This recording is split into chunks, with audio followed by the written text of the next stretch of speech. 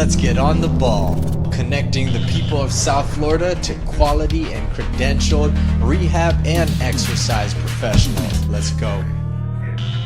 Hey everybody, and welcome to another edition of On the Ball. Today we have Peter Coletto, and he's going to be telling us a little bit about sanitation.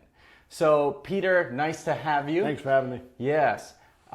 Tell everybody a little bit about yourself. I know that you started off in a cruise line. You have roughly 30 plus years in the industry. Yep.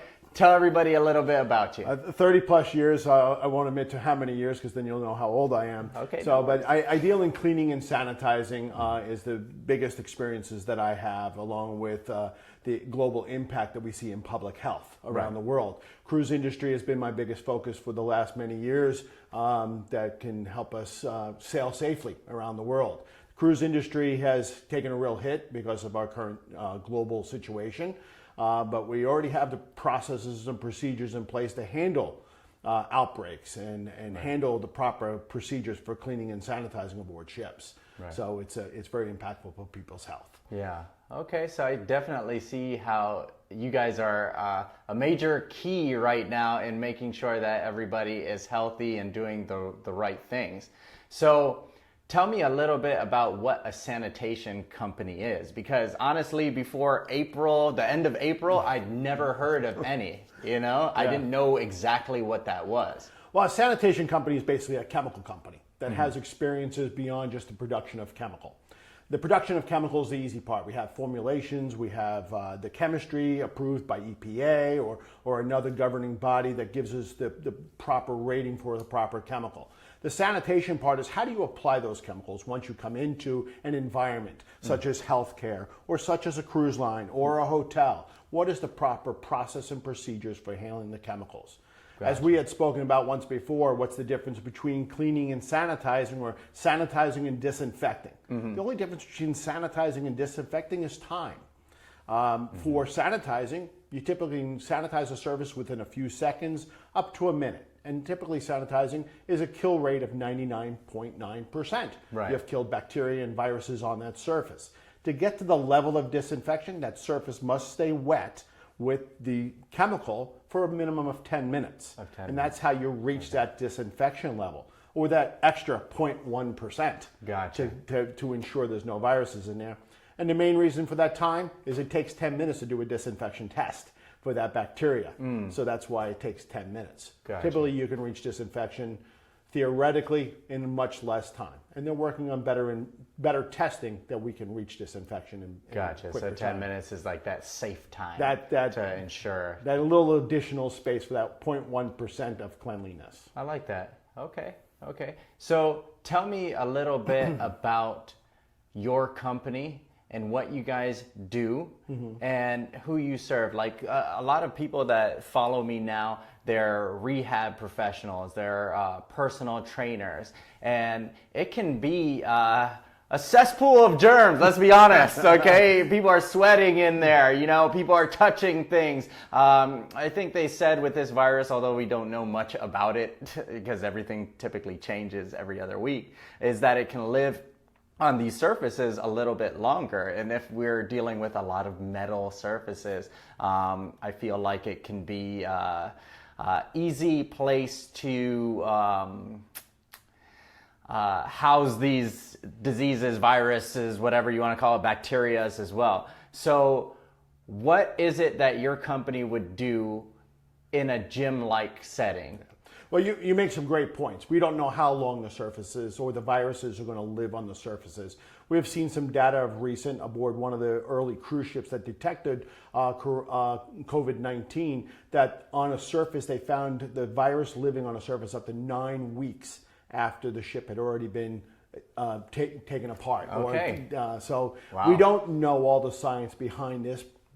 There's a lot of people working on it, and a lot of governments are working on it worldwide. And I think they're sharing a lot of information globally because this is a global impact. Right. So yes, cleaning a surface is very important because we don't know the virus is there. We don't know where this virus is harboring. TGMG is a marine-based and a land-based company that does cleaning and sanitizing. We come in and evaluate a property. We train the staff on the proper procedures for applying a chemical. We sell a chemical just like many other chemicals, just like you can go to Publix and buy a chemical. Right, okay. But the proper procedure for applying that chemical, the time that's required for that chemical to react properly, is where we bring our expertise in. I have over 20 years in public health experience with what the division of called U.S. Public Health, Okay. which is a division of the CDC. That's who manages the cruise ships for public health inspections. Right. The public health inspections are very detailed, not just from the contact surfaces and, the environment looks pretty, but actual true science behind it. Right. Part of the public health inspection, and first my training comes out, and when I develop training with people, I always review the last rule of the book. Right. The last review of the book is knowledge. So I always start with that, and I always try to instill my knowledge into people, so they can look at a situation, analyze it, and then address the situation correctly. I love it. So you're saying that you would jump into a business and you'd also educate the business on how they're going to go ahead and utilize these things. And choose That's the great. right chemical for the right application. I love Because it. not all chemicals are treated equally. Right. Okay, or we'll do the same thing. People love bleach. They love chlorine. Oh, it smells like bleach in here. Yeah. It's got to be clean. Yeah. Bleach is a great sanitizer, great disinfectant. Mm-hmm. It just is not a cleaner. It's like- not. It's not a cleaner. Okay. So technically, if you want to use bleach, you can. We use it at 500 or 1,000 parts per million. Right. If you start, but you're going to see other reverse reactions from that: bleaching of the colors, corrosion of the surfaces. Like in a gym environment, if you're using bleach on your bars, and then you're trying to figure out why you're getting rusty little spots on those bars over a period of time, it's because bleach is corroding it away, and you don't even realize. Bleach is heavy in salt. A lot of people don't realize the chemistry of bleach is very heavy in sodium. Right. And that sits on the surface, and that salt just eats away at the surface. We live in Florida. Yeah. We know what salt corrosion Yeah, looks like. yeah, absolutely. So we have the same thing there. So there's better sanitizers out there that will cause less corrosion issues on the surface. That's where the expertise comes in teaching people using the proper chemical for the proper job. Right, and I like that because not a lot of people understand how much each piece of equipment costs. It's so crazy. When I got my first gym, I was like, yeah, I want to have this, that, and the other. And it's like every piece of gym equipment that you see out there at the least is $2,000. Even the smallest piece of equipment is $2,000. So to keep them healthy too, okay, I like the idea of knowing what you're putting on it as well. I think that's key. The reason why I brought up too earlier is that you work for a cruise line is because I've heard that cruise lines are regulated like more than you'd say restaurants as far as being clean and sanitized and looked after. They most certainly are. The public health regulations for cleaning and sanitizing aboard a cruise ship, and I work on cruise ships around the world. Okay. From the smallest little 100-passenger yachts to the biggest 6,000 plus passengers and thousands of crew, so 8,000 to 9,000 people on a ship. Right. The regulation for cleaning and sanitizing dives into every aspect of it. And a local restaurant could not compete. My brother's an executive chef for one of the biggest country clubs there is in the United States. Okay. We sat down one day in his office and I gave him the U.S. Public Health Manual, and he starts flipping through it and starts laughing because I can't afford to clean like this. Wow. The cruise industry spends that money to make sure they're safe, to make sure that they're healthy. And they're inspected and tested a minimum of twice a year as they're entering the United States. Right. It's a division of the CDC. So can you get higher when it comes to public health? No, you can't. Right. In Europe has the same public health inspections aboard the ship. They're a little more focused on the technical aspect of the operation than they are on the food side or the medical side. Right. But they're controlled by 13 nations coming together and seeing that they need to have a cohesive public health group. Canada has it, Australia has it, Japan has it, the UK has it. It's growing globally. Yeah.